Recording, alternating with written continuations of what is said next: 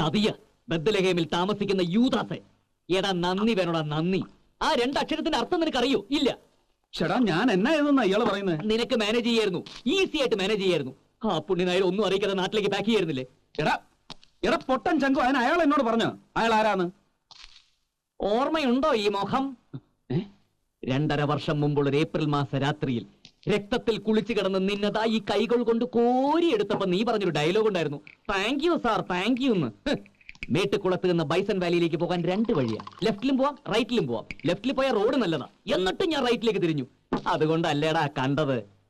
ഏതോ ലോറിക്കാർ ഇടിച്ചിട്ടിട്ട് പോയ നിന്റെ ജീപ്പും നടു റോട്ടിൽ രക്തത്തിൽ കുളിച്ചു കിടന്ന നീയും ദാ ഇങ്ങനെ ഞാൻ വാരിയെടുത്ത് ആശുപത്രിയിൽ എത്തിച്ച് 4 കുപ്പി ബ്ലഡും തന്ന്. 3 കുപ്പി? എന്തോ കഴിഞ്ഞ ഗാന്ധി ജയന്തി സാറി കഥ പറഞ്ഞപ്പോ 3 കുപ്പിയായിരുന്നു. ഇപ്പൊ ടെൻഷൻ കാരണം 1 കുപ്പി കൂടി ഉണ്ടാവും. എന്റെ ബ്ലഡിന്റെ കണക്ക് നിനക്കാണോ? ആദ്യകാലത്ത് ഇറങ്ങിയ കാസറ്റിൽ 2 കുപ്പിയായിരുന്നു. ഇതിങ്ങനെ പറഞ്ഞു കൂടി വരും.